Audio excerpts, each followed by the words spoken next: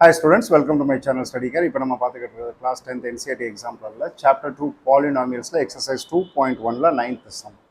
என்ன சொல்றாங்க?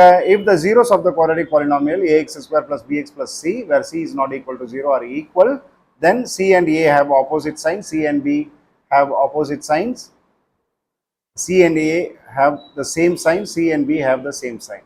சரி, சால்வ் பண்ணலாங்களா? என்ன கொடுத்துருக்குறாங்க? Given zeros are equal, zeros equal னு சொல்றாங்க. சரி, வேற நம்மளோட quadratic formula என்ன? X is equal to minus b plus or minus root of b square minus 4ac by 2a. இந்த d வந்து எப்படி இருக்கா?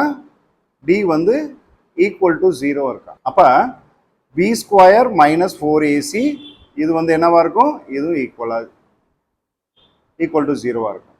அப்போ பி ஸ்கொயர் எங்கிட்டு வச்சுட்டு 4ac அங்கிட்டு அனுப்பணும் அப்படின்னா இது பாசிட்டிவா மாறிடும்.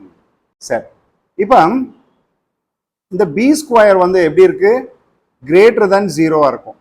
இங்க நீங்க வந்து மைனஸ் வச்சாலும் சரி பிளஸ் வச்சாலும் சரி எது வச்சாலும் என்னவா இருக்கும்? ஸோ ஸ்கொயர் இருக்கிறதுனால இது வந்து கண்டிப்பா வந்து கிரேட்டர் தென் 0வா இருக்கும். இந்த பி ஸ்கொயர் வந்து 4ac-க்கு ஈக்குவலாக இருக்கிறதுனால கண்டிப்பாக என்னவா இருக்கும்? 4ac வந்து கிரேட்டர் தென் 0வா இருக்கும். அப்போ கிரேட்டர் தென் 0வா இருக்கணும்னா என்னவா இருக்கணும்? மைனஸ் இன்ட்டு மைனஸ் ப்ளஸ்ஸாக இருக்கணும். அப்போ ப்ளஸ் இன்ட்டு ப்ளஸ் ப்ளஸ்ஸாக வரும். அப்போ கண்டிப்பாக ஏவோட சைனும் சியோட சைனும் என்னவா இருக்கணும்? சேம் சைனாக இருந்தால் மட்டும்தான் இது பாசிபிள். ஸோ சி அண்டு ஏ வந்து have same sign. சரி, அப்ப எந்த ஆப்ஷன் வந்து கரெக்டான ஆப்ஷன்? சி வந்து பாத்தீங்க அப்படின்னா C and A have the same sign. Option C தான் கரெக்ட்.